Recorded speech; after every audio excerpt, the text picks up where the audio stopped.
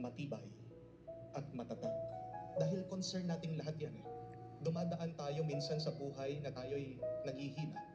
There are days that we want to give up, especially when we confront our problems, especially when we remember the debts that we need to pay, especially when we remember the loss in our families, the death of our loved ones, especially when we remember how uncertain our future is. Anong mangyayari sa akin, anong mangyayari sa aking pamilya, nakakapanghina.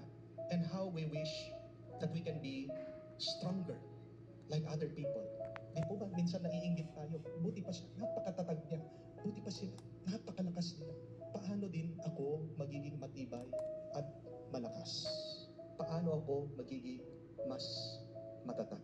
And you know what, my dear friends, we need 3 things in order for us to become more stronger. Kailangan mo 3 bagay na ito para ikaw ay maging mas matibay at matatag. First one, kailangan mong maging matigas ang iyong ulo.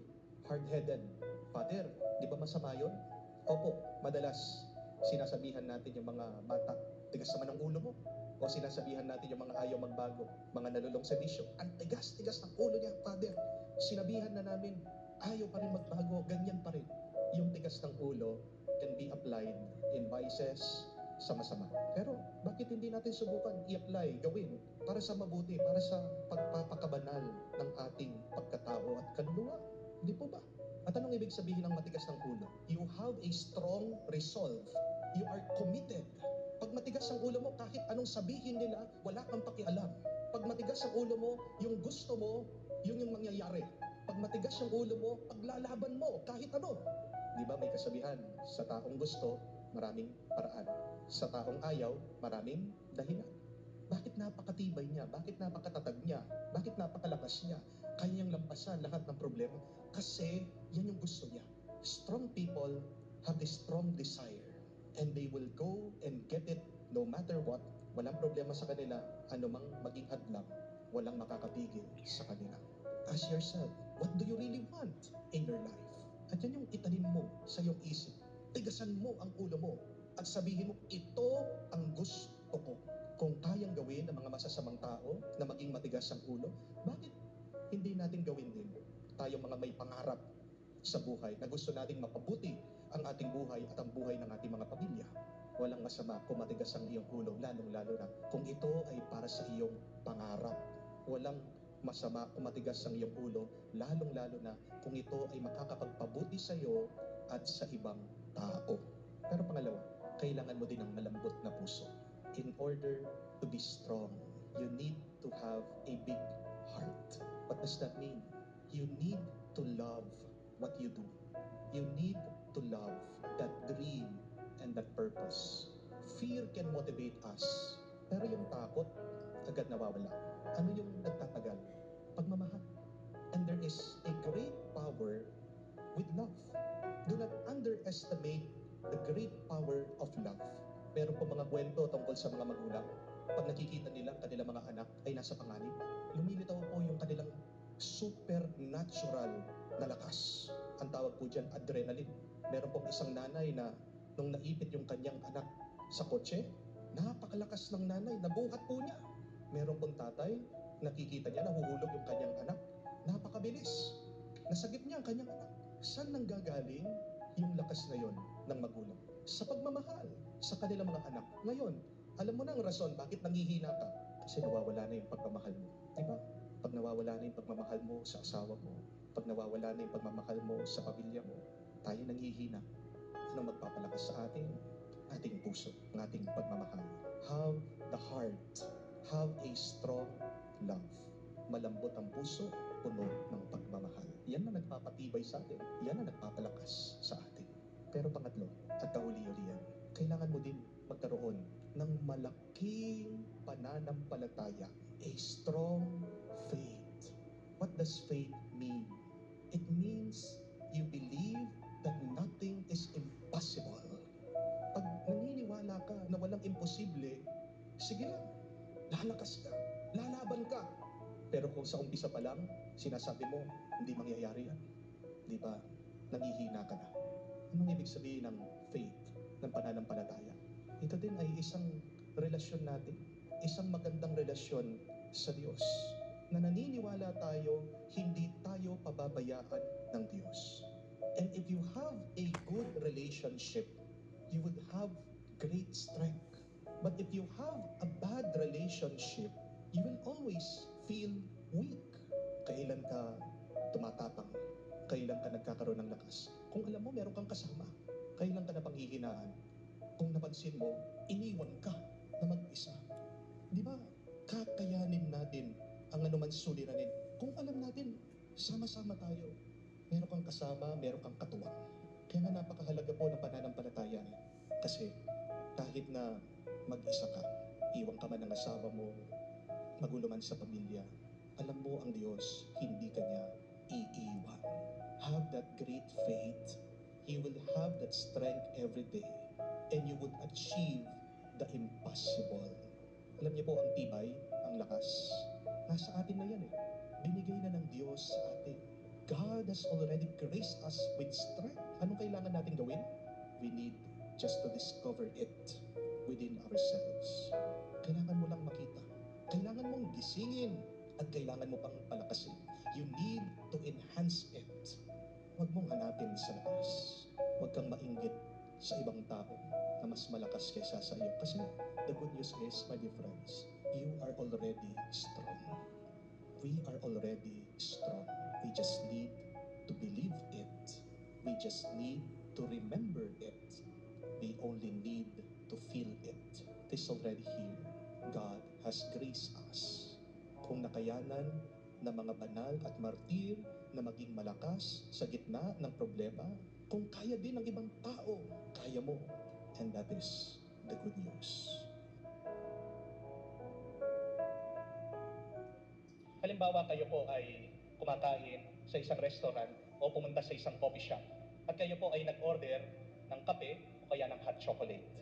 At hawak-hawak nyo na po yung kape o yung hot chocolate, pabalik na po kayo sa inyong upuan para makipagkwentuhan sa inyong mga kasama. Pero habang hawak-hawak nyo yung hot chocolate o yung kape, merong tao na bumangga sa inyo. Ano pong mangyayari doon sa dala nyong kape o hot chocolate? Dito po ay matatapon. Ang tanong, bakit po natapon yung hawak niyong kape at hot chocolate? Why did it spill? Sigurado po marami sa inyo ang sagot. Kasi Father, binangga niya ako, kaya natapon yung dala-dala ko. Pwede po. Pero ang tamang sagot ay, natapon yung kape o hot chocolate dahil may laman yung baso mo. Dahil may laman yung tasa mo. Wala naman matatapon, wala naman masasayang, wala naman lalabas kung walang laman yung tasa, yung baso, yung hawak mo. Kahit nabanggain ka ng napakaraming tao, kung walang laman yung dala, walang matatapon. But the fact is, there is something inside of your cup. That is why, when somebody bumps into you, it gets spilled. Ano po yung aral? Tayong lahat po, meron din tayong baso. Ano yung baso o tasa na pinagkaloob ng Diyos sa atin? Yung ating isip, yung ating puso. As we live our lives, it is us who fill this cup, who fill this container. Habang ikaw ay nabubuhay, ikaw ang nagpupuno dyan. Mabuti man yan o masama. At pag ikaw ay binangga ng buhay, at hindi mo maiiwasan na ikaw ay makikipagbanggaan sa ibang tao. Dahil meron ka talagang makikilalang tao sa iyong buhay, kayo ay magiging close, hindi mo maiiwasan na ikaw ay mababangga niya. Life will bump you. Ano ang lalabas sa iyo? Anong lalabas sa iyong isip? Anong lalabas sa iyong pananalita? Anong lalabas sa iyong kilos at gawa? Depende kung ano ang pinuno mo sa iyong isip at sa iyong puso. Kung pinuno mo ang iyong isip at puso sa tuwa, sa pasasalamat, sa pagmamahal, malasakit, pag-unawa, pagpapatawad sa iba, kahit na banggain ka ng ibang tao, kahit na anong mangyari sa iyo, yan yung lalabas. Puro mabuti, puro maganda. Pero kung pinuno mo ang iyong isip at puso sa galit, inggit, paghihiganti, pagkamuhi, paghusga sa iba, yan po yung lalabas sa atin. Tingnan niyo po ang ating Panginoong Jesucristo dito sa ating Ebanghelyo. Sabi niya, siya daw po ay puno ng banal na Espiritu. Kaya nga, pag siya ay nagsasalita, ano ang lumalabas sa kanyang bibig? Banal na Espiritu. Mabubuting salita. ang salita ng Diyos. At namangha daw po ang mga tao habang siya ay nagsasalita. Bakit? Kasi kung ano ang nasa isip niya, kung ano ang nasa puso niya, ang mabuti, ang banal na espiritu, ang katotohanan, ang salita ng Diyos, yun yung lumalabas. At kahit po pagkatapos siyang nagturo, alam po natin ang susunod na eksena dito sa ebanghelyong ito, nagalit yung kanya mga kababayan sa kanya. Nagalit yung kanya mga kamag-anak sa kanya. Siya'y pinalabas, siya'y itinaboy sa sinagoga. Pero nagalit ba siya? Pero nagmura ba siya? May masama bang lumabas sa bibig niya? Wala. Kung babasahin niyo po yung kwentong yon, ano makikita niyo? Tahimik lang daw po ang ating Panginoon at lumakad siya sa gitna nila. Iniwan niya. Bakit ganon yung ginawa niya? Ininsulto na siya, tinaboy na siya, pinahiya siya. Dahil wala po yung masama o pangit sa isip niya, sa puso niya. Ask yourself that question.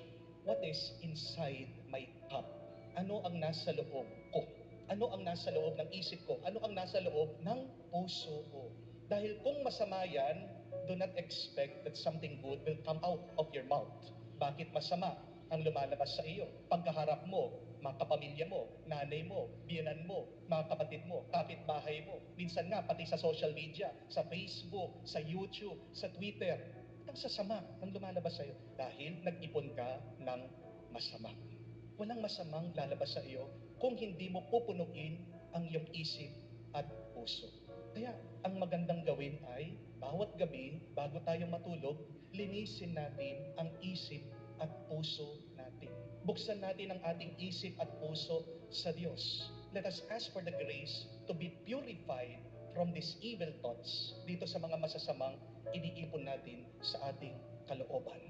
Do not sleep with anger in your mind and in your heart. Do not end your day with hatred. Huwag mong tatapusin ang iyong araw sa masama. Kung paano po tayo, di ba? Hindi natin matiis na bago tayo matulog, makikita mo yung kusina, napakarumi, makikita mo yung mga pinggan, yung mga baso, hindi hinugasan. Huwag kang magpapahinga na may dumi pa sa iyong kalooban. Empty your cup. Purify, clean your mind and your heart. Open them up to the Lord. At bawat umaga, kung gusto po natin magkaroon ng mabuti ang ating isip at kalooban, anong kailangan natin gawin?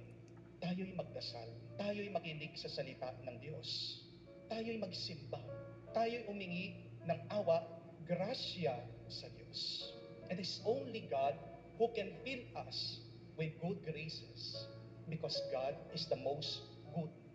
Sino magpupuno sa iyo ng mabubuti? Ang Diyos. Kaya pag punong-puno ka ng kabutihan sa iyong isip at kalooban, sino man ang bumangga sa iyo, sino man ang gustong makasakit sa iyo, anuman ang maranasan mong problema, bigat sa maghapon, walang lalabas na masama sa iyo. Walang lalabas na masamang salita sa iyo. Walang lalabas na masamang